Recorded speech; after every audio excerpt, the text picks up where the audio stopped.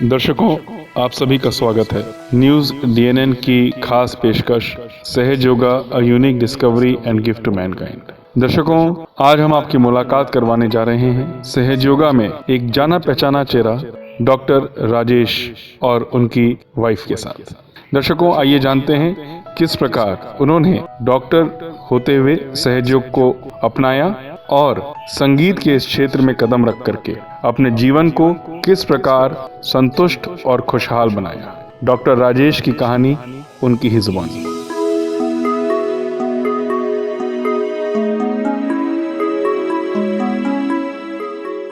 दर्शकों, आप सभी का स्वागत है न्यूज़ डीएनएन की खास पेशकश एक आध्यात्मिक यात्रा जो अब से कुछ महीने पहले शुरू हुई, जिसमें सिर्फ यात्री बदलते गए, लक्ष्य उद्देश्य नहीं बदला।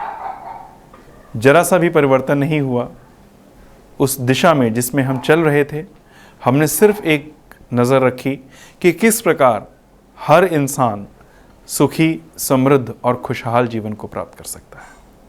आज की इस भागदौड़ भरी जिंदगी में जहाँ पर हर चीज़ बिक रही है, हर चीज़ का मूल्य है, Sahaj yoga a unique discovery and gift to mankind एक ऐसा आशीर्वाद है, एक ऐसा गिफ्ट है जहाँ पर कुछ बिकता नहीं है, सब कुछ निःशुल्क मिलता है। जिस प्रकार प्रकृति हमें सब कुछ बिना किसी भुगतान के देती है, उसी प्रकार इस यात्रा में जितने भी आज तक हमारे यात्री जुड़े हैं, सबने हमें एक बात जो बहुत ही कॉमन थी वो बताई है कि बिना कुछ दिए परमात्मा हमें सब कुछ देने को तैयार है। देना है तो सिर्फ एक नज़र उसकी तरफ कि हम उसके हो जाएं। आज हम आपकी मुलाकात करवाने जा रहे हैं अपने मेहमानों से, डॉक्टर राजेश और लीना जी के साथ, जो कि डॉक्टर राजेश की धर्मपत्नी हैं। डॉक्टर राजेश एक प्रोफेशनल डॉक्टर हैं, प्रैक्टिस करते हैं। आइए इनसे जानते हैं कि इन्होंने सहज योगा की शुरुआत कब करी, कैसे करी और कैसे एक डॉक्टर के दिमाग ने परमात्मा को स्वीकार करा। राजेश जी, बहुत बहुत स्वागत है आपका न्यूज़ डीएनएन में। लीना जी, आपका भी बहुत बहुत स्वागत है कि आपने अपना बेशकीमती समय निकाला और इस व्यस्त समय में से जो आज आप हमारे साथ बातचीत करेंगे, विश्वास रखिए कि आज आपकी बातचीत बहुत सारे ऐसे लोगों तक पहुंचेगी जिनको हम ना तो जानते हैं ना पहचानते हैं, और उस स्वप्न को जिसको कि आप लोग जी रहे हैं, हम प्रयास कर रहे हैं उसको एक आम आदमी तक पहुंचाने का। डॉक्टर राजेश, बहुत सीधा प्रश्न है, सहज योग में आना कैसे हुआ? First of all we thanks to Vivek ji, DNN, और इट्स माय प्लेज़र कि ये मौका मिला, माँ ने हम लोग को मौका दिया। क्योंकि मेरा जो बैकग्राउंड जो रहा है वो इस तरीके का रहा कि शुरू से बाबा अर्थ I am very spiritual person. और मेरे दादाजी जब पूजा करते थे तो जब वो लोग हवन वगैरह करते थे तो आहुति डालते थे अग्नि प्रज्वलित करने के लिए। तो कई बार अग्नि प्रज्वलित नहीं होती थी तो मैंने धीरे से ना घी हाथ में लेना, डाल देना, तो अग्नि प्रज्वलित हो जाती थी। तो मेरे दादाजी बोलते थे, यार तो मेरे से बड़ा भक्त। और शुरू से मेरे को बुलाते थे डॉक्टर बाबू, कभी नाम नहीं लेते थे। और जब 8th क्लास में आया तो मेरे क्लासमेट्स बदल गए, जो लोग स्मोकिंग करते थे। तब आप सहज योग में थे डॉक्टर? नो, तब सहज योग में नहीं था। तो स्मोकिंग करते थे, मुझे भी आदत पड़ गई। पापा ड्रिंक करते थे, मुझे भी आदत पड़ गई। तो 8th क्लास में मुझे स्पेक्स लग गए और एक बार मुझे हर्पीज़ हो गई। तो हर्पीज़ का मैक्सिमम लोगों को मालूम है कि फुफोले पड़ जाते हैं, बर्न जैसे हो जाता है, और जिसका मेडिकल साइंस में ट्रीटमेंट नहीं है। अगर आपने विद इन वीक अगर कंट्रोल किया तो किया, अदरवाइज आउट ऑफ कंट्रोल हो जाता है, जो नर्वस सिस्टम पे चलता है। तो मेरे डॉक्टर ने जब दवा दी तो मुझे खा के नींद आ गई। तो मुझे लगा बहुत अच्छी दवा है ये। तो नेक्स्ट डे जब मैं अपने डॉक्टर के पास गया तो मैंने उनको बोला, अंकल बहुत अच्छी दवा थी, खा के नींद आ गई, कौन सी टैबलेट थी इसमें? तब उन्होंने बोला कि बेटा इसमें एविल की गोली थी। तो पहले तो अब होता था घरों में किसी को छींक आ जाए, एविल 50 खा लो, बट अभी तो नहीं मिलती, अभी तो जब तक डॉक्टर प्रिस्क्राइब नहीं करेंगे। तो मैंने 2 खाई, 4 खाई, 10-10 गोली खाने लगा एक दिन में, और ड्रिंक करने लगा।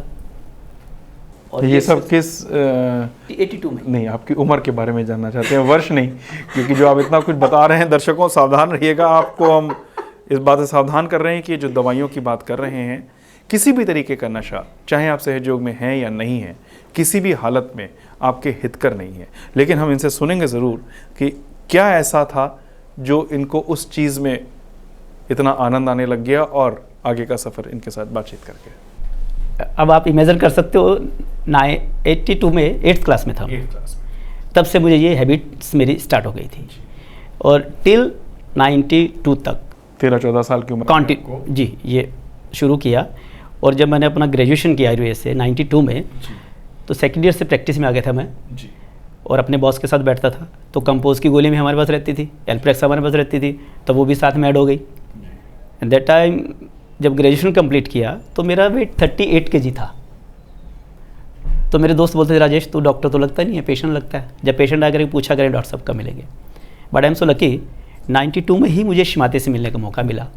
तो शिमाता जी देहरादून से लखनऊ जा रही थी बाई ट्रेन, तो हम लोगों ने माँ को हरिद्वार रेलवे स्टेशन पर रिसीव किया। आप सहयोग के बारे में जानते थे जो आपने रिसीव करा? मेरे डॉक्टर साहब जो थे वो सहयोग करते थे, हाँ जो वो सहयोग करते थे, पर उन्होंने कभी मुझे नहीं बोला कि आप सहयोग करो।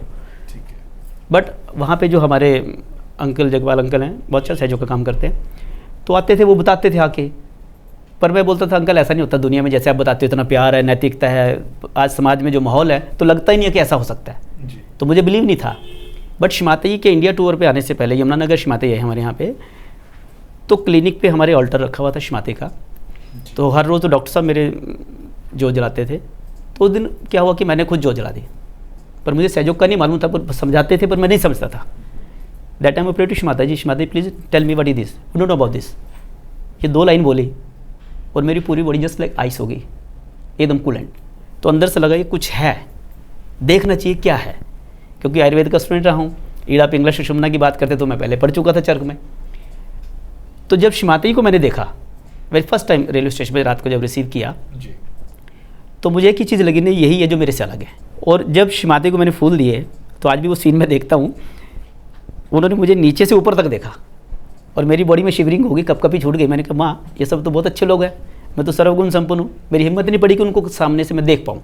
और मैं धीरे धीरे ऐसे देखता देखता पीछे निकल आया और शिमाता जी देखते रहे। जब ट्रेन चली गई तो उस वक्त जो सहयोगी भाई बहन वहाँ पे ध्यान करते मेडिटेशन करते थे, उन लोगों ने मुझे अपील की कि डॉक्टर साहब ध्यान करके देखो, फिर देखो कितना मज़ा आएगा। तो मैंने कहा मेरा इंटरेस्ट नहीं है, मुझे आता भी नहीं है, क्या करना है। बोले कुछ नहीं करना, जब सोने लगोगे अपने बेड पे बैठ जाना, दोनों हाथ खोल के आइज़ बंद कर लेना और यही देखना कि माँ आपके सामने है, बस इतना कहना माँ मुझे अपना प्यार दो।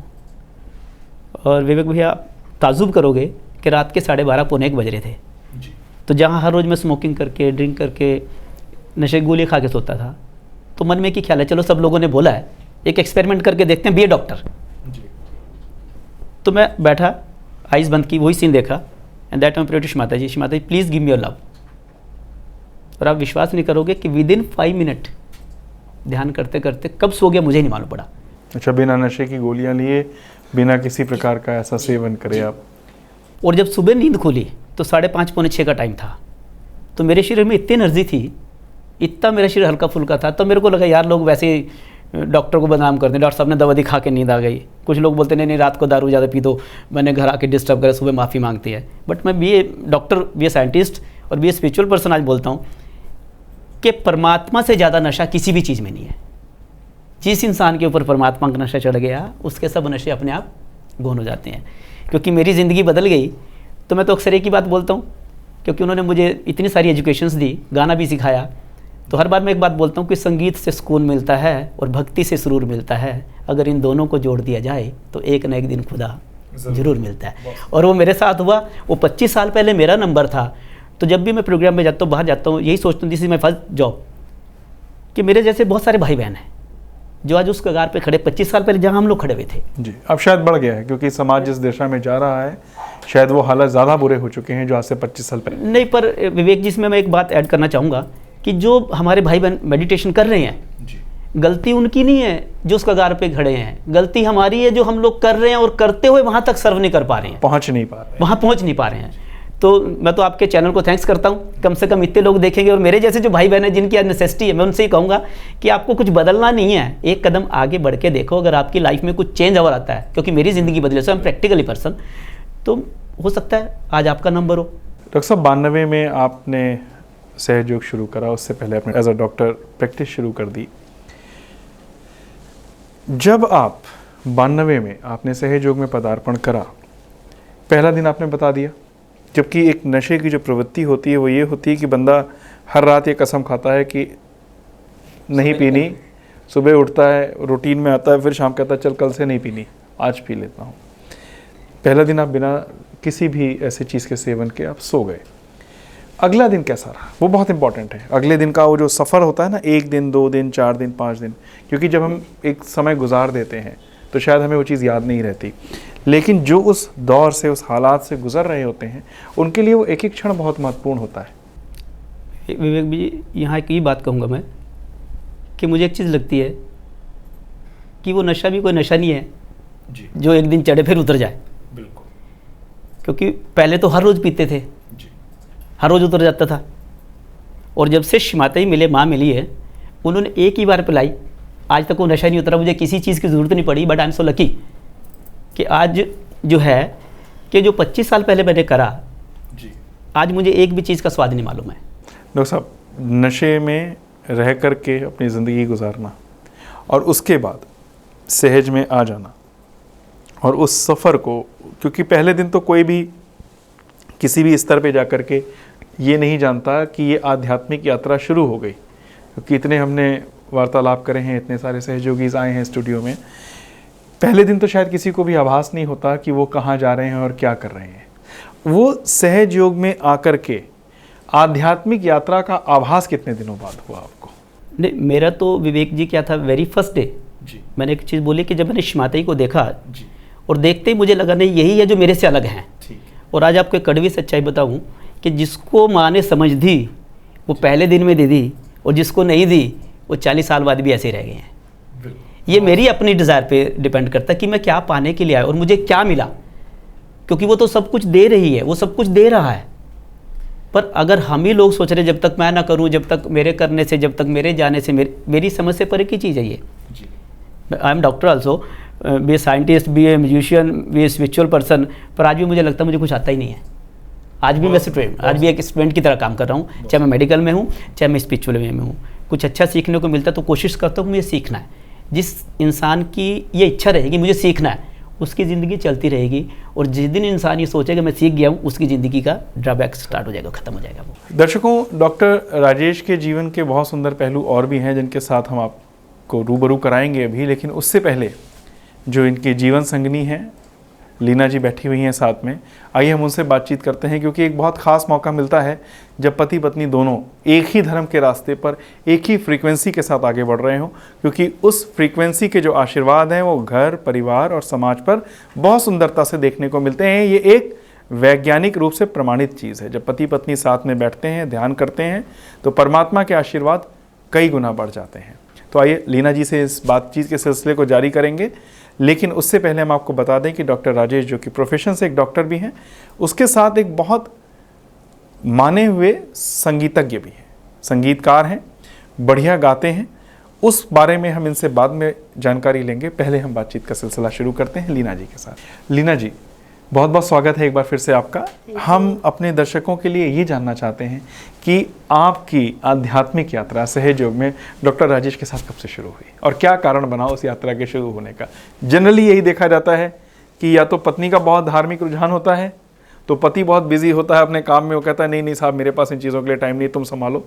या अगर हस्बैंड बहुत डिवोटेड होता है टुवर्ड्स गॉड, तो वाइफ ये कहती है ये सब तुम्हारी चीज़ें हैं, मैंने तो घर गृहस्थी बच्चों को भी देखना है। लेकिन ये कॉम्बिनेशन जो सहज में हमारे दर्शक देख रहे हैं, दर्शकों, बड़ा ही रेयर कॉम्बिनेशन है कि पति पत्नी दोनों बराबर के स्तर पर जीवन के हर दायित्व को तो निभाते ही हैं, लेकिन आध्यात्मिक दायित्व को निभाना ये अपने आप में एक मिसाल है जो सिर्फ हमें सहज योगा में देखने को मिल रही है।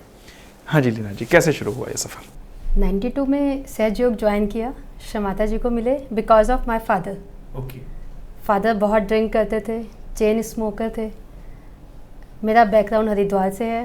हरिद्वार के हर पर्सन के ब्लड में रिलीजन इंजेक्टेड होता है, कहीं ना कहीं इंजेक्टेड होता है। दादी हमें सुबह उठाती थी, मंदिर चलो, गुरुद्वारे चलो, गंगा जी चलो। सिंगल वन प्रेयर हम लोगों की होती थी, पापा की ड्रिंक छूटनी चाहिए। When I was in 5th standard, बुआ कहती थी बेटा फास्ट रखा करो मंडे के, पापा की शराब छूट जाएगी। बहुत कुछ किया, करते गए। मम्मा का ही बहुत स्पिरिचुअल बैकग्राउंड था। डॉक्टर साहब ने बताया कि आप लोग जाइए, शमाता जी आए हैं, उनको मिलिए। हम लोग पूरी फैमिली गए, पापा को लेके गए। वहाँ से सहजयोग की यात्रा स्टार्ट हुई 92 में हम लोगों ने। वो जो एक पीड़ा होती है अगर घर में पिता शराब हाँ, में हो इट वॉज वेरी हर्टिंग। बहुत मुश्किल काम था वो जो दौर हमारी ज़िंदगी का रहा, नहीं चाहते किसी की भी लाइफ में आए। परिवार के लिए बहुत मुश्किल हो जाता है जहाँ ये बिल्कुल, वो राजा से रंक बन जाते हैं। हम लोग का ऐसे ही हुआ, राजा से रंक बने शराब में आकर, और शमाता से मिलने के बाद रंक से फिर राजा बने। लीना जी, आपका बैकग्राउंड क्या था, एजुकेशनल बैकग्राउंड? डॉक्टर साहब का तो डॉक्टर साहब ने बता दिया, आपका बैकग्राउंड क्या था education? I did my BSc from Dehradun university. After that I got married in 1993 by the grace of Shri Mata ji. I met him. और उसके बाद आपकी ये आध्यात्मिक यात्रा एक जीवन साथी के रूप में यात्रा शुरू हुई। लीना जी, आप सहज में जब आए, आपने क्या परिवर्तन महसूस करे अपने परिवार में? हम परिवार की बात इसलिए करना चाहते हैं क्योंकि आपने जो जिक्र करा था वो आपने अपने परिवार का कारण बताया कि आप उससे बहुत दुखी थे, आप चाहते थे कि आपके फादर के ड्रिंक छूटे और आप सहज में आए। अभी तक हमने जितनी भी बातचीत करी है उसमें ये देखा गया है कि जो व्यक्ति विशेष आता है उसको लाभ होता है। यहाँ पर हम अपने दर्शकों के लिए ज़रूर जानना चाहेंगे कि आपके सहज योग शुरू करने से पारिवारिक परिस्थितियों पे क्या फ़र्क पड़ा? मैंने आपको पहले ही बताया ना, हम लोग पापा की ड्रिंक के कारण राजा से रंक बने, और जैसे ही हम लोगों ने सहज योग ज्वाइन किया, आपके फादर साहब ने भी शुरू किया? फादर ने, मम्मा ने, हम सब ने इकट्ठे ज्वाइन किया। और मोर ओवर दादी जो इतनी टाइम से गंगा जी को, गुरुद्वारे को, सब चीज़ों को मानती थी, उन्होंने भी ज्वाइन किया। और more over she was very happy, बहुत खुश थे कि हाँ आप एक अच्छी जगह पर जाते हो। वो हमारे साथ खड़े हुए। 6 मंथ हमें इस जर्नी में लगे। पापा को बोलते थे, पापा ड्रिंक करते थे, मेडिटेशन करते थे, तो पापा क्यों करते हो अभी भी आप? तो वो एक ही रिप्लाई करते थे कि क्या हुआ, ड्रिंक करने के बाद भी मुझे वाइब्रेशंस की फीलिंग होनी चाहिए। वो होती है, देखो मेरे हैंड्स में, you can see this thing. और उनको बहुत अच्छी होती थी। 6 महीने के बाद he got the chance. Ganpatipule seminar होता था हम लोगों का, आज भी होता है वहाँ पर, दिसंबर के मंथ में। हमने पापा मम्मी को वहाँ पर भेजा। वहाँ जाकर पापा ने स्मोकिंग की सी शोर पर, तो मम्मा ने कहा यहाँ भी आप कर रहे हो। After that when he came back to Haridwar, आज से, तब से लेकर आज तक, मोर ओवर अगर वो किसी ड्रिंक वाले पर्सन के साथ बैठ भी जाते हैं तो ही फील नॉइजिया। अब नहीं करते, बिल्कुल नहीं करते। और पापा के आने के बाद हम जिस कॉलोनी में रहते हैं उस कॉलोनी के बहुत सारे लोग सहज में आए, those who were drinking. Specifically वही पर्सन आए कि इनकी छुट्टी है, क्योंकि पापा को पूरी कहीं ना कहीं एक वो आदर्श बन जाते हैं आप समाज में, अपने आप रोल मॉडल बने हमारी कॉलोनी के। और फिर बहुत सारे लोग अब वहाँ पर हमारी कॉलोनी के सहयोग कर रहे हैं। दर्शकों, बहुत ज़्यादा कुछ समझाने की ज़रूरत नहीं होती, शब्द शायद कभी कभी थोड़े पड़ जाते हैं, लेकिन अगर आप गौर से जो विचारों की अभिव्यक्ति है उसको अगर आप चेहरे पर देखने की थोड़ी सी प्रयास करेंगे तो जितना वार्तालाप मैंने अभी लीना जी के साथ हमारा चला उसमें आप देख सकते हैं एक बेटी को कितना सुकून मिलता है जब उसका परिवार, उसके माता पिता एक खुशहाल शांतिपूर्ण जीवन को जीना शुरू कर देते हैं। लक्ष्य और उद्देश्य वही है जिसकी शुरुआत हमने आपके साथ करी थी कि अगर कोई इस रास्ते पर चलता है तो उसको क्या मिलेगा ये बताने की ज़रूरत नहीं है, वो आपको दिखना चाहिए, क्योंकि प्रत्यक्ष को प्रमाण की ज़रूरत नहीं होती, वो आपको चेहरे पर भावनाएं दिखा देती हैं। क्योंकि हम सब कुछ छुपा सकते हैं लेकिन हम भावनाएं छुपा नहीं सकते। चेहरा इतना सशक्त माध्यम है जो बता ही देता है कि हम नाराज़ हैं, खुश हैं या दुखी हैं। तो आपको आभास हो रहा होगा उस खुशी का। आज भी इतने वर्ष गुजरने के बाद भी एक बेटी कितनी खुश है कि उसके फादर की शराब छूट गई, सिगरेट छूट गई, और आज उनको देख करके पता नहीं कितने लोगों के जीवन में गुणात्मक परिवर्तन आया। दोस्तों, इस सिलसिले को आगे बढ़ाते हैं, डॉक्टर राजेश जी से बातचीत करते हैं। डॉक्टर राजेश, आपने बताया था, अभी जिक्र करा था कि आप म्यूजिशियन हैं, आप म्यूज़िक में इंटरेस्ट रखते हैं। डॉक्टर का प्रोफेशन, वैसे संगीत का तो कोई धर्म नहीं होता, कोई जात नहीं होती, कोई मज़हब नहीं होता, संगीत अपने आप रूह से निकलता है। तो ये यात्रा कैसे शुरू हुई सहज में आने के बाद? ये भी विवेक जी, मेरे को गाने का जो था स्कूल टाइम से शौक़ रहा है जी। और मेरे पापा बहुत अच्छा गाते थे जी। तो वो छोटे होते सिखाते थे पेट्रियोटिक सॉन्ग स्कूल में पार्टिसिपेट करना जी। और मेरी जर्नी 74 में स्टार्ट हुई जब स्कूल में एडमिशन लिया। तो एक गाना मुझे याद है, वो लोगों को शायद याद भी नहीं होगा, जो पहला मेरे पापा ने मुझे सिखाया कि झूम तिरंगे दुनिया के सरताज हाय मैं सदके जाऊँ, वो मेरी लाइफ का पहला सॉन्ग था जो स्कूल से मैंने स्टार्ट किया। तो जर्नी चलती रही। फिर जैसे 8th क्लास में वोकल कॉर्ड चेंज हो गया, छूट गया, पर शौक़ था। फिर कॉलेज में गया, फिर गाना शुरू किया, फिर मेडिकल में आ गया, फिर गाना छूट गया, फिर सहयोग मिला, फिर भजन गाने शुरू किए। अच्छा।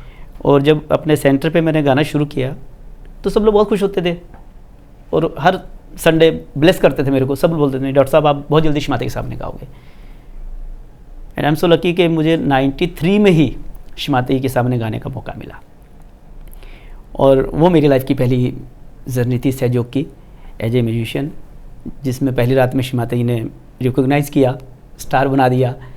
और भजन भी था कि मेरी माँ पूनम का चांद माथे पे बिंदिया चमक रही, कि माँ से सुंदर कुछ भी नहीं है, इश्क करना है तो माँ से कर, प्यार करना है तो माँ से कर, माँ के पैरों में जन्नत बसती है। वो बिल्कुल हकीकत है। नाउ मेरी जो जर्नी जो रही है, आज भी ए सिंगर, भी ए आर्टिस्ट, भी ए डॉक्टर, तो मैं बोलता हूँ I am live in heaven, कि यही जन्नत है, यही स्वर्ग है। जहाँ मुझे अपने 25 साल की जर्नी में नहीं पता लगा कैसे ज़िंदगी आगे बढ़ गई, कैसे निकल गई, आज मेरे बच्चे मेरे बराबर के हो गए। और माँ बोलती थी बेटा उम्र रुक जाती है, तो वो बिल्कुल हमारे साथ हो रहा है। Now I am 48 years. आज मेरी बेटी जो है इंजीनियरिंग कर चुकी है, जॉब कर रही है, now she settle in the Dhaka Bangladesh, और छोटी बेटी ग्रेजुएशन कर रही है, वाइफ टीचिंग में है। तो हर चीज़ स्मूथली जा रही है, जहाँ करना नहीं पड़ रहा। आज जो सबकी प्रॉब्लम क्या है, हर आदमी कहता है मैं जब तक नहीं करूँगा तब तक कुछ होगा नहीं। बट मैंने एक चीज़ सीख ली है कि भाई चिंतन करो, चिंता मत करो। हम चिंतन करने के लिए आए हैं, चिंता करने के लिए वो खुद बैठे हुए हैं। तो उनके ऊपर छोड़ना है, हम छोड़ नहीं रहे हैं। हार के भी तो छोड़ते हैं ना। तो अगर ज़िंदगी की शुरुआत करनी, चाहे किसी भी फील्ड में करें, चाहे आप कुछ भी कर रहे हैं, तो एक बार को आपको छोड़ना पड़ेगा कि तेरे हवाले मेरी नैया भी, जहाँ भी ले जानी ले चल भाई। क्योंकि हम लोगों को तो जो गीता की हम लोग बात करते हैं, जहाँ भगवान कृष्ण ने कहा कि आपको कर्म करते हुए अकर्म में आना है, कि हम अगर कर रहे हैं तो कर्ता भाव खत्म करके अपने को इंजॉयर बनना है। क्योंकि भूखा किसी को सुलाता नहीं है, बिना छत के सुलाता नहीं है। तो जब वो सब कुछ कर रहा है तो उसको करने दो ना, क्यों बैरक बनते हैं हम लोग। डॉक्टर साहब, आपने भूखे की बात करी, जो सहयोग में जितना हमारा अब तक का अनुभव है बातचीत से सहयोगियों के साथ, कहते हैं सहयोग में आने के बाद बीमारियां खत्म हो जाती हैं, मानसिक तनाव खत्म हो जाते हैं, जो आपने बताया अनिद्रा, भ्रम, डिप्रेशन, ये सब खत्म हो जाते हैं। तो कहीं ना कहीं ये तो आपके प्रोफेशन के अगेंस्ट जा रहा था। आपके लिए तो नुकसान वाला काम था कि सहयोग में आकर के। आपको ताजुब लगेगा विवेक जी कि मेरे पेशेंट्स जो है ना, जो बिना मेडिसिन के रहते नहीं थे, वो मेडिटेशन पे जब आए तो उनकी मेडिसिन खत्म हो गई। बहुत सुंदर। और तीसरी बात, एक बार शिमाते जी को डॉक्टर्स ने ऐसे हंसते बोला, शिमाते जी अगर सब लोग ठीक हो गए तो डॉक्टर लोग क्या करेंगे। तो शिमाते ने बड़े हंसते बड़े प्यार से बोला, बेटा जो समझदारी दिखाएंगे वो आप ही के पास तो रहेंगे, बेवकूफ़ लोग सब सहयोग में आ जाएंगे। क्या दिमाग की ज़रूरत नहीं है आपको, दिमाग की ज़रूरत नहीं है, वो करने के लिए बैठी है। क्योंकि एक चीज़ जो हम बताएं आपको, क्योंकि आयुर्वेद से ग्रेजुएशन करने का एक फ़ायदा ये रहा कि अगर आयुर्वेद का जो मतलब हम लोग समझें, आयुर्वेद वो ग्रंथ है कि जिससे आप अपनी उम्र को बढ़ा सकते हो, ना कि आपकी बीमारियों को ठीक करना है।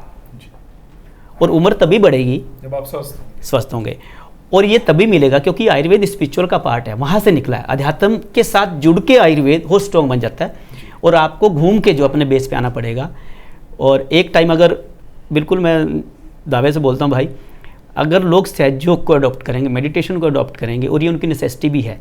हम लोग बातें तो करते हैं पर वो दूसरों के लिए होती है, अपने लिए नहीं होती। पर सहयोग में जो सबसे बड़ी खूबी है कि ये दूसरों के लिए नहीं है, ये अपने लिए है, कि पहले मेरी शुरुआत होनी चाहिए। हम लोगों ने इसको शुरू किया, हम लोग की ज़िंदगी बदल गई। अब श्रीमती जी साथ में बैठे हुए हैं, जब ये आए थे इनको नहीं बताया उन्होंने, तो उनको सांस की प्रॉब्लम भी थी, कभी भी इनको एस्थमेटिक अटैक हो जाता था। और जैसे मेडिटेशन स्टार्ट किया, सहयोग में आए, तब से ठीक हो गई, बिना किसी दवा के। लेकिन फिर भी हमने सुना है कि शायद सहयोग में कहा जाता है कि यदि कोई बीमार या परेशान व्यक्ति आए, दर्शकों खासतौर से आपके लिए, कि जो आप इस यात्रा को शुरू करना चाहोगे, तो डॉक्टर साहब का नंबर नीचे फ्लैश करेगा, अभी आप देखेंगे, आप इनसे बातचीत भी कर सकते हैं। लेकिन एक बात का हमेशा ध्यान रखिएगा, और डॉक्टर साहब भी ये सलाह देंगे कि जब भी आप सहज में आते हैं, सहयोग कोई चमत्कार करने की जगह नहीं है। ये एक ऐसी सुंदर यात्रा है जो स्वतः धीरे धीरे आपकी ज़िंदगी की हर चीज़ों को बहुत सामान्य रूप से बिल्कुल सामान्य कर देती है, असामान्य रूप से नहीं। जो प्राकृतिक नियम हैं चीज़ों के संभलने के और संवरने के, वो अपने आप होना शुरू हो जाते हैं। इसलिए जब भी आप सहयोग शुरू करें तो कहीं पर भी ये मत सोचिएगा कि आज हमने सहयोग शुरू कर दिया है। मेरे ख्याल से डॉक्टर साहब भी मेरी बात से इत्तेफाक रखेंगे कि मैं दवा छोड़ दूं, मैं ये छोड़ दूं। हाँ, आप उसमें उतरना शुरू करिए, तो जब यात्रा में आगे चलते हैं तो बड़े सारे छोटे छोटे डेस्टिनेशंस आते हैं, लेकिन हमें याद होना चाहिए कि हमारा लक्ष्य कहाँ पे है। बातचीत का सिलसिला जारी करते हैं डॉक्टर साहब के साथ। डॉक्टर साहब, इसमें विवेक जी एक चीज़ मैं भी ऐड करना चाहूँगा, आपने तो ऐड कर दी, बहुत अच्छा किया ये, क्योंकि मैं भी जब भी प्रोग्राम करता हूँ तो सब लोग को एक ही बात बोलता हूँ कि आप सहयोग में बीमारी को लेके मत आइए, क्योंकि माता जी ब्लेस अस, माँ ने बहुत सुंदर चीज़ बोली, you our own doctor, own master, कि आपके पास इतना खजाना, इतनी सारी पावर्स आपके पास हैं, अगर आप उसको यूज़ कर लेते हो। क्योंकि आयुर्वेद ने एक ही चीज़ सिखाई है, हमारी बॉडी 5 एलिमेंट की बनी है, 5 एलिमेंट जब भी गड़बड़ आ जाएगी, कोई भी एलिमेंट कमी ज़्यादा हो जाएगी तो आप डिस्टर्ब हो जाओगे, डिसबैलेंस हो जाओगे। तो सहयोग ने वो चीज़ सिखाई है कैसे हम एलिमेंट्स को यूज़ कर सकते हैं, कैसे हम अपने वात पित्त कफ को कंट्रोल कर सकते हैं। आप हर पल किस मोमेंट में जा रहे हो, तो यहाँ आप खुद के डॉक्टर बन जाते हो। यहाँ ये नहीं कि दवा छोड़नी पड़ेगी, आपको छोड़ना पड़ेगा, कुछ नहीं। आप जैसे बढ़ते हो, अभी आपने बोला कि धीरे धीरे आप अपने आप उसमें उतरने लगते हो। आपकी जब अंदर की पावर एक्टिवेट होती है, इतनी सारी पावर आपके पास है, तो आपकी फिजिकली रिक्वायरमेंट को पूरा करती है।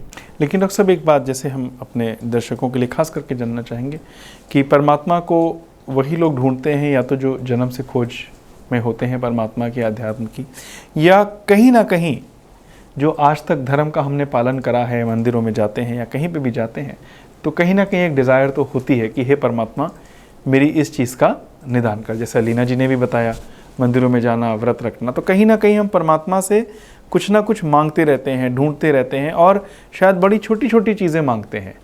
आप सहज योगा को कैसे अलग करोगे कि सहज योग में जब कोई व्यक्ति आए तो वो क्या मांगने आए, क्यों आए? ये सवाल बहुत ज़रूरी है हमारे दर्शकों के लिए जानना, क्योंकि देखिए ये तो सच्चाई है कि हम सब अपनी परेशानियों से बाहर निकलना चाहते हैं, और जब इंसानी लेवल पे कोई रास्ता नहीं मिलता तब हमें याद आता है कि हमसे परे भी कोई है।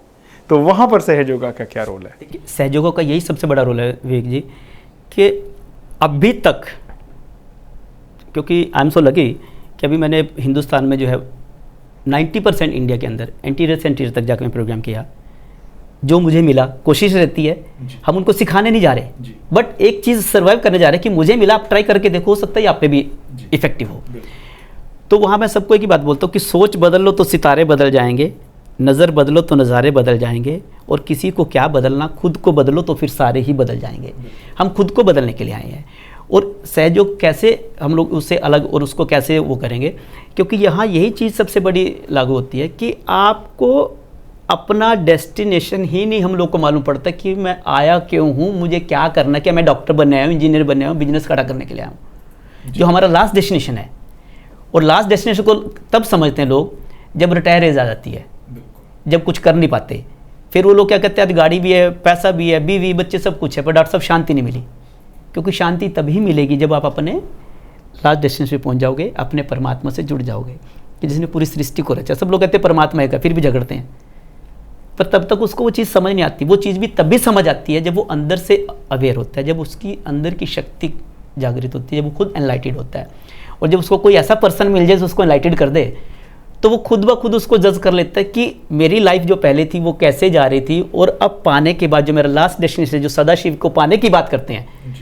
जब मैं कई बार क्वेश्चन पुट कर देता हूँ प्रोग्राम में, एनीबॉडी टेल मी कि हमारा लास्ट डेस्टिनेशन क्या है, तो किसी को भी नहीं मालूम होता, क्योंकि हमने आज तक सीखा यही ना, पैसा दे दो, गाड़ी दे दो, बीमारी ठीक कर दो, तो वही चीज़ हम लोग मांगते आ रहे हैं। तो क्यों ना हम अपनी मांग को आगे बढ़ा के चलें कि हम उस अनलिमिटेड के साथ जुड़ें। जब आप अनलिमिटेड के साथ जुड़ जाओगे तो आप खुद ब खुद अनलिमिटेड हो जाओगे, नहीं तो लिमिटेड चीज़ें मांगते रह जाओगे। तो सहयोग में आके यही हुआ कि हमें वो देने वाला ही मिल गया, हमें कहने की ज़रूरत ही नहीं पड़ती। आज मैंने 25 साल में एक ही बार भी कभी कुछ नहीं मांगा, मुझे ये दे दो, वो दे दो। मैं कहता हूँ माँ मुझे ज़्यादा से ज़्यादा सहयोग का काम दो, ताकि मैं ज़्यादा से ज़्यादा लोगों तक पहुँच सकूँ जिनको आज ज़रूरत है। बहुत सुंदर बात है। दर्शकों, मेरे ख्याल से डॉक्टर राजेश ने जो प्रश्न हमने नहीं करा था उसका भी उत्तर दे दिया कि सहज योगा आपको आपकी उस डेस्टिनेशन पे ले जाता है जिसके लिए शायद हम इस ह्यूमन फॉर्म में आए हैं। बिल्कुल। और जब आप सोर्स से जुड़ जाते हो तो शायद उसके बाद कुछ भी नहीं रह जाता जो ठीक ना हो सके। हमारी यात्रा, हमारी दौड़, हमारी सोच जहाँ तक जा सकती है, शायद उसके बाद ही वो साम्राज्य शुरू होता है जहाँ पर हमें सब कुछ मिलना है और मिल सकता है। इस यात्रा को आगे बढ़ाते हैं। थोड़ी सी बातचीत और, डॉक्टर साहब और लीना जी दोनों जने वैवाहिक जीवन सहयोग में, ये दोबारा हमारा दूसरा एपिसोड है जहाँ पर एक कपल हमारे पास बैठा है सहयोग में, क्या समानताएं आपको मिलती हैं दोनों के विचारों में? क्योंकि देखिए किसी भी हालत में पति पत्नी का जो रिलेशन है उसमें बड़ी सारी चीज़ें होती हैं और कहीं ना कहीं वो उस रिश्ते की सुंदरता होती है, चाहे बहस हो, चाहे किसी बात को लेकर तकरार हो, क्योंकि वो भी उस रिश्ते का एक हिस्सा है। सहयोग में जब तकरार होती है, बहस होती है, तो कौन सा ऐसा मोड़ है जहां पर आकर के आप लोग दोबारा सेटल कर जाते हैं? होती नहीं। बहुत सुंदर, दर्शकों बहुत सुंदर चीज़ है। अगर ये ख़त्म हो जाए तो मेरे ख्याल से परिवार में कुछ रह ही नहीं जाता जिसके लिए हमें कुछ स्ट्रगल करना पड़े। 4 ईयर्स में जी, कभी ऐसा कोई मोमेंट नहीं आया कि हम लोग बहस करें या बहुत कुछ करें। डिमांड्स का क्या है? डिमांड्स कैसी हैं? जो कि आज जो समाज के हालात हैं, पति पत्नी के बीच में जो आज हम समाज का विघटन देख रहे हैं। देखिए, हम सिर्फ आपके साथ एक आध्यात्मिक वार्तालाप नहीं कर रहे। आध्यात्म का हमारे जीवन में फ़ायदा क्या है, विषय सिर्फ इतना ही है सहयोग का। जो आध्यात्मिक जीवन आप लीड कर रहे हैं, जो धार्मिक जीवन लीड कर रहे हैं, इससे आप दोनों को क्या सुकून मिलता है? आज जो आप देख रहे हैं ये समस्याएं, कहने की ज़रूरत नहीं है, प्रश्न लंबा करना नहीं चाहता मैं। जो आज की डेट में जो हमारे युवा वर्ग है, 22, 23, 24, 25 साल पे जिन बच्चों की शादी हो जाती है, वहाँ पर एक सबसे बड़ी प्रॉब्लम आती है अंडरस्टैंडिंग की और continuation of relationship. That is the biggest problem.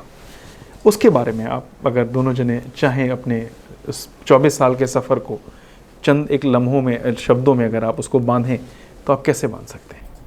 अगर बच्चे मेडिटेशन करते हैं तो उनकी लाइफ में कोई भी प्रॉब्लम हो ना, वो ऐसे चली जाती है, उन्हें खुद ही नहीं पता चलता। और जो आज का यंगस्टर्स है उनके लिए सबसे बड़ा मैसेज यही है, they have to do meditation.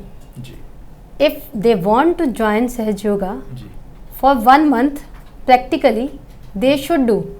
After that they will come to know कि हमें करना है या नहीं करना। जैसे ही वो मेडिटेशन करते हैं, सबसे बड़ी बात जो आज की हमारी प्रॉब्लम है यंगस्टर्स की, वो एक दूसरे को बर्दाश्त नहीं कर पाते हैं। सबसे बड़ी प्रॉब्लम यही आती है। टीचर हो आप तो रोज ही हैंडल करते होगे, क्योंकि आपको रोज एक साल में 40 नए बच्चों का बैच मिलता है और वो धीरे धीरे हमारे कंधे के बराबर खड़े हो जाते हैं 5-10 साल में, और हम वहीं उसी क्लास में पढ़ रहे होते हैं अभी भी। नहीं, अब ये बच्चे अगर मेडिटेशन करते हैं ठीक हो जाता है। सेम ऐसी सिचुएशंस क्लासेस में भी आती हैं। टॉपिक से हट गई थोड़ा सा, क्लासेस में भी आती हैं, तो टीचर्स भी इस चीज़ को कर सकते हैं, ज़्यादा अच्छे तरीके से हैंडल कर सकते हैं, बच्चों को समझ सकते हैं। आज से 10 साल के बच्चों में इतनी प्रॉब्लम्स नहीं थी। आज वाले बच्चे हर चीज़ को जानते हैं, उनको हर चीज़ का जवाब चाहिए और वो हर चीज़ को करना चाहते हैं। तो how to manage them in the classroom? If you are giving them 5 minutes time कि close your eyes and try to concentrate your self, pray to God, any type of good prayer teacher can do over there. After 5 minutes teacher will come to know the result. वैवाहिक जीवन में सहयोग का क्या role है? प्रश्न दोबारा से आ रहा है, लेकिन हम अभी उसकी जड़ों पे नहीं गए। एक हस्बैंड वाइफ की तरह आप लोगों से एक प्रश्न सीधा सा है कि कंपैटिबिलिटी कितनी सुंदर बन जाती है। देखिए, ऐसा तो हो ही नहीं सकता कि 24 साल के जीवन में कभी भी अनबन ना हो, नोक-झोंक ना हो। विचारों का डिफरेंसेस तो होते ही हैं। जब हम परिवार में होते हैं तो हमें कुछ पसंद होता है, किसी को कुछ पसंद होता है, लेकिन आपका जो ध्यान, जो सहज योगा है, कितनी सुंदरता से उस जीवन को और सुंदर बना देता है। क्योंकि जो सबसे सुंदर चीज़ क्या रही कि जो हमारा जो सहज मैरिजेज और जो सहयोगी जो हैं, अभी आप हम लोग की बात कर रहे हैं, जो सबसे सुंदर चीज़ क्या रही है कि हम लोगों को देख के हमारे पूरे परिवार बदल गए हैं जी। क्योंकि हम लोगों में चेंज आया, मेरा पूरा परिवार कर रहा है, मेरे इन लॉज कर रहे हैं जी। और मेरे फ्रेंड्स जो थे, जो मेरे साथ बैठ के ड्रिंक करते, स्मोकिंग करते थे, वो सब के सब सहयोग कर रहे हैं। और जो आप जो मैरिज लाइफ की बात कर रहे हैं, वो इतनी स्मूथ हो जाती है क्योंकि आपकी हर चीज़ अंदर से ख़त्म हो जाती है और आप इतने संतोषी, सेटिस्फाइड। आपको पता है मेरे को बिन मांगे मिल रहा है। हम लोगों को आज प्रॉब्लम क्या आ रही है कि फैमिलीज़ में रहते हैं, 2 भाई हैं, 2 बहुएँ हैं, तो सबके अपने अपने डिज़ायर है, ये भी मिले वो मिले, तो अनबन तो चलता रहता है वो। बट हम लोगों की यहाँ जो सबसे अच्छी चीज़ माँ ने एक चीज़ दी है कि कभी इन बातों में कभी आए ही नहीं। मेरा भी फैमिली, जॉइंट फैमिली में हम लोग रहे हैं, 14 साल इकट्ठे ही रहे हैं हम लोग, और आज भी इकट्ठे रह रहे हैं। तो सबसे सुंदर चीज़ ये रही कि वहाँ पे ये नहीं कि मुझे ये मिले, मुझे वो मिले। मेरा भी ये सहयोगी एक ही शुरू से रहा, अगर मेरे कुछ खाने की इच्छा करती थी तो मैं पूरी फैमिली के लिए लेके आता था, नहीं हम लोग सब लोग बैठ के खाएं। आज सहयोग की भी सबसे बड़ी खूबी है कि सब मेरा परिवार है जो आज प्रोग्राम्स को देख रहे हैं DNN के माध्यम से, जो लोग देख रहे हैं, देर आल्सो सहयोगी। मैंने कभी नहीं बोला कि ये लोग सहयोग नहीं कर रहे, मैं बोलता हूँ दे आर आल्सो सहयोगी, क्योंकि हम बॉर्डर लाइन को क्रॉस कर चुके हैं और ये सब मेरे भाई बहन जो देख रहे हैं, व्यूअर्स देख रहे हैं, वो बॉर्डर लाइन पे खड़े हैं। और जो एक ही कदम तो बढ़ाना, एक कदम बढ़ाते उनकी हर नज़रिए को माँ बदल देती है, आपका सोचने की, आपकी क्षमता। क्योंकि BA डॉक्टर मैं आपको बताऊं कि अभी तक अकॉर्डिंग टू साइंस के ह्यूमन बीइंग ने 8.6 समथिंग ब्रेन का परसेंटेज पार्ट यूज़ किया है। मोर देन 90% ब्रेन अभी यूज़ ही नहीं हुआ जी। आप इमेजिन करो अगर 10% भी यूज़ हो जाता तो मैं भी शायद दुनिया ही खत्म हो जाती है। पर वो परमात्मा ने इसीलिए रोक के रखा हुआ है कि जब आप एनलाइटेड होते तो आपकी हर चीज़ को बदल देती है, और वो ब्रेन का पार्ट आपके अच्छे के लिए यूज़ होता है। और यही चीज़ हम लोग की मैरिज लाइफ में भी आई है कि हमारी शादी का तो एक कमिटमेंट शुरू से रहा, पहले सहयोग, क्योंकि दोनों इकट्ठे हैं, हम लोग गाँव जाके प्रोग्राम्स करें और आज भी करते हैं, कि पहले ये चीज़ है जिसके लिए सबसे ज़्यादा लोग चिंता करते हैं, मेरा परिवार का क्या होगा। तो मैं यही कहता हूँ कि परमात्मा ने सबको रचा ना, तो आप सबके लिए प्रे कीजिए ना, तो आपका परिवार भी उसी में है, उसका हिस्सा है। तो हमें मांगने की ज़रूरत नहीं पड़ी और कोई क्वेश्चन ऐसा खड़ा नहीं हुआ लाइफ के अंदर। बाकी तो जो है, जो कह लो वो हंसने के लिए, खुश होने के लिए, वो चीज़ें तो चलती रहती है ना, फ्लक्चुएशन तो जो है, बट कभी ऐसा नहीं आया कि बहुत हार्ड एंड फास्ट। तो माँ लेके जा रही है, वी एंजॉय सो मच। अब बहुत सारे लोग बोलते हैं शादी के बाद ये प्रॉब्लम, मैं कहता हूँ यार मुझे भी देखो ना, I am so happy person. So मेरे ख्याल से दर्शकों आपको जवाब मिल गया होगा कि अगर परिवार का साथ मिल जाए और परिवार में किसी भी तरीके की कोई अनबन ना हो, एक रिश्ता ऐसा कायम हो जो बिना ज़बान खोले एक दूसरे को समझ रहा हो, तो शायद इंसान बहुत सुकून और संतुलित जीवन को प्राप्त कर सकता है। दर्शकों, भाइयों और बहनों, हम आज अपने दोनों मेहमान जो हमारे साथ आए हैं, मिस्टर एंड मिसेस राजेश, उनसे एक रिक्वेस्ट करेंगे, गुजारिश करेंगे कि दोनों जने आप लोगों से सिर्फ एक संदेश पहुंचाएं। उन्होंने सहयोग के माध्यम से जो पाया है उसको आप किस तरीके से पा सकते हैं? मैं तो सभी जितने व्यूअर्स देख रहे हैं उनके लिए ये दुआ करता हूँ माँ से, इतना ही कहूँगा उन सब के लिए तो, कि दुआओं की भीड़ में एक दुआ हमारी होगी, जिसमें मांगी हमने हर खुशी आपकी होगी, और जब भी कोई खुशी मिल जाए आपको तो समझ लेना दुआ कबूल हमारी होगी। और करने का कुछ है नहीं सहयोग में, कुछ भी नहीं है, ये बिना किए हो रहा है। हम डॉक्टर लोग बोलते हैं बॉडी ऑटोनोमस है, आप पूछते हो कैसे बॉडी काम करती है ऑटोनोमस, तो मेडिटेशन भी ऑटोनोमस है, करना नहीं पड़ता, अपने आप होता है, ये सहयोग की खूबी है। तो मैं तो सबसे एक गुजारिश करूँगा, रिक्वेस्ट करूँगा कि आप जितने व्यूअर्स हैं, जो भी देख रहे हैं और जो भाई बहन करना चाह रहे हैं, आप समझ नहीं सकते कि आपकी ज़िंदगी के 10 मिनट सुबह के और 10 मिनट शाम के, 20 मिनट ये आपकी लाइफ में इतना चेंज ओवर ला सकते हैं जो आप करोड़ों रुपया खर्च करके नहीं ला सकते। और मैं तो यही गुजारिश करूंगा कि आप करके देखिए, जैसे हम डॉक्टर लोग लिखते हैं 3 महीने दवा खानी है, तो मैं तो बोलता हूँ आप 2 महीने आप घर में कीजिए। आपके सराउंडिंग आसपास अगर कहीं सेंटर है, आप हमारे सेंटर पे आइएगा, आप सीखिएगा मेडिटेशन करना। आप जो घर में करते रहिए, बट 10 मिनट जो है वो जैसे हमारे भाई बहन आपको बताएं, करने की जो विधि जो है, जो माँ ने बताई, आप करके देखिए। अगर आपकी लाइफ में चेंज आए तो आप अडॉप्ट कीजिए, अगर कुछ नहीं बदल रहा तो डरिए मत। यहाँ कोई मेंबरशिप नहीं है, पैसा नहीं है, मंत्र नहीं है, सिर्फ वो 10 मिनट आपको देने हैं और ज़िंदगी बदल जाए तो एक कदम बढ़ाने में कोई फ़र्क नहीं पड़ता। और अगर कुछ ना मिले तो आप जैसे जी रहे हैं, जैसे चल रहे हैं, चलते रहिए, नो प्रॉब्लम। लीना जी, हम आपसे एक संदेश चाहेंगे, खास करके जो हम कोई हमारी बहन बैठी होती हैं यहाँ पर, हम ये सोचते हैं कि आप एक अपील लेडीज़ से करिए कि वो सहयोग क्यों करें, लेकिन हम आपसे वो अपील नहीं करवाएंगे। हम आपसे एक संदेश चाहते हैं, खास करके जो समाज के निर्माण में एक बहुत बड़ा योगदान हम कहते हैं माता पिता का होता है, और उसके बाद जो माता पिता का रोल निभाते हैं वो होते हैं शिक्षक। हमारा सौभाग्य है कि आज आप हमारे साथ बैठी हैं, हमारे दर्शकों के साथ हैं। एक शिक्षक यदि सहयोग में आता है, चाहे शिक्षिका हो चाहे शिक्षक हो, कोई भी, उसको क्या फ़ायदे मिलेंगे? वो किस तरीके से सहज योगा का लाभ उठा सकता है अपने लिए भी और जिन बच्चों को वो पढ़ा रहा है उनके लिए। बच्चों को as a teacher practically I am doing in the school also कि हम बच्चों को मेडिटेशन करवा देते हैं 2 मिनट्स 3 मिनट्स के लिए। सबसे बड़ी बात, आज के टाइम में बच्चे बहुत इंटेलिजेंट हैं, समझदार हैं, लेकिन वो अपनी सुनाना चाहते हैं, टीचर को कम सुनना चाहते हैं। बहुत एनर्जी है उनमें, तो उस एनर्जी को हम कैसे यूटिलाइज़ कर सकते हैं, चैनलाइज कर सकते हैं उस एनर्जी को बाय डूइंग मेडिटेशन। बच्चों को अपने घर में नॉर्मल मदर्स भी करवा सकती हैं, बच्चों को 2 मिनट मंदिर गुरुद्वारे जो भी हम लोग जाते हैं, हमें as a mother as a teacher सबसे बड़ी गाइडलाइंस यही है कि हम बच्चों को बोलें आप अपने घर के मंदिर में, गुरुद्वारे में या जहाँ भी जाते हो 2 मिनट बैठो और गॉड से प्रेयर करो कि आज मैं अपने दिन को स्टार्ट करने जा रहा हूँ और गॉड मुझे अपनी ब्लेसिंग्स दीजिए, so that what ever my teacher will teach, my mother will give me guidance, I will follow that. दर्शकों, ये थी हमारी मुलाकात, आज का सफ़रनामा। आज के इस सफ़र में, इस आध्यात्मिक यात्रा में हमारे हमसफ़र बने डॉक्टर राजेश म्यूज़िशियन भी हैं, और सबसे सुंदर बात है ये सब कुछ होते हुए भी कुछ नहीं है।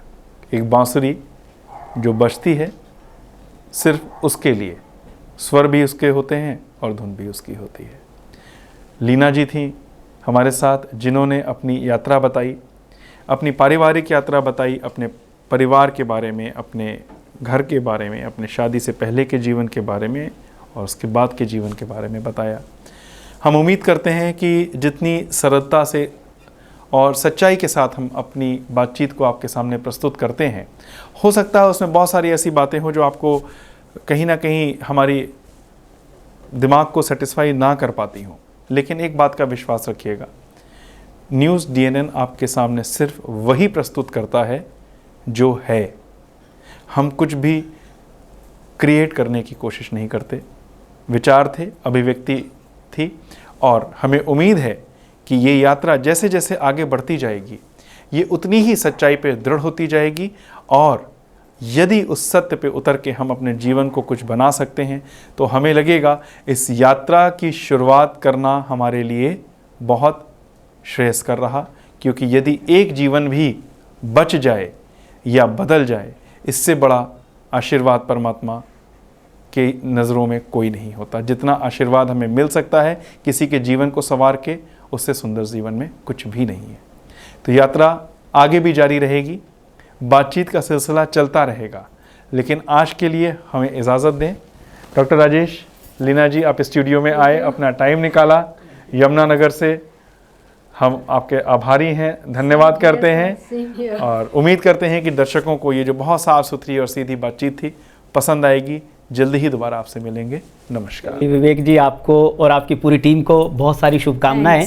आप खूब राइज करें, सब जो है आपकी पूरी टीम, और माँ से प्रे करते हैं कि माँ आप लोगों को वहाँ तक ले जाए जहाँ तक आप सोच नहीं पा रहे, उससे भी आगे ले जाए। All the best. और चलते चलते विवेक जी एक बात ज़रूर कहूँगा, क्योंकि मोस्टली व्यूवर्स के अंदर एक चीज़ आ जाती है जो लोग देख रहे हैं आज की तारीख में, क्योंकि आई एम सो लकी कि मेरी 2 बेटी हैं, और लोग क्या करते, बेटा होना चाहिए। आज की तारीख में मैं ये कहूँगा, BA doctor, BA scientist, BA spiritual person के बेटी वाले बहुत खुश हैं लोग, मैं बहुत खुश हूँ। और मैं एक ही बात बोलता हूँ कि जिसके घर में बेटी नहीं है उसका परिवार कभी कंप्लीट नहीं होता। एक बेटी होना सबके घर में ज़रूरी है। और ये भी बोलता हूँ कि बेटियाँ माँ बाप का नसीब होती हैं, और दूर रह के भी दिल के बहुत करीब होती हैं। बेटी कभी साथ नहीं छोड़ती, चाहे झूठ भी बोलो तो सच में सामने आ जाती है। और बेटे को कुछ बोलो, सारे बेटे ऐसे नहीं होते, माइंड ना करना जिनका बेटा है भाई कि अगर कुछ बोलो तो कहेगा नहीं नहीं नहीं मैं सुबह आ जाऊँगा, बेटी को बोलोगे तो रात को पहुँच जाएगी, झूठ में बोलोगे। तो आज बेटियाँ भी वो काम कर रही हैं, तो यही इमेजिन ना करें कि मुझे बेटा चाहिए, मैं तो बेटे के लिए आया हूँ, मुझे चाहिए कुछ नहीं। आप कुछ मत लेके चलना, कुछ मत सोचना, आपको एग्जैक्ट वो मिलेगा जो परमात्मा आपके हित कर समझता है, आपको बिन मांगे मिलेगा। क्योंकि हमें मिला है तो आपको भी मिलेगा। 25 साल पहले हम लोगों का नंबर था, आज की तारीख में आप लोगों का नंबर है। तो आइए, यू आर वेलकम इन सहज योगा। अपने सहज परिवार में आपका स्वागत है। और फिर से आपकी पूरी टीम को, विवेक जी, DNN को बहुत सारी शुभकामनाएं, जो आप इतना अच्छा काम कर रहे हैं और लोगों तक एक संदेश दे रहे हैं। और ये तो घर बैठे एक हमारा जो है पब्लिक मैसेज जा रहा है। तो आइए सब लोग, वेलकम, आप सबका स्वागत है। Thank you so nice, thank you so nice. दर्शकों, ये थी हमारी मुलाकात डॉक्टर राजेश और उनकी पत्नी जी के साथ। मुलाकातों का ये सिलसिला इसी प्रकार आगे बढ़ता रहेगा और हम उम्मीद करते हैं कि जिस प्रकार हमारे पास आपके रिस्पांस आ रहे हैं, जिस प्रकार लोग जुड़ना चाह रहे हैं, हमें लगता है कि हमारा ये कदम कहीं ना कहीं सार्थक हो रहा है। जल्दी ही मिलेंगे अगली कड़ी में फिर किसी खास मेहमान के साथ।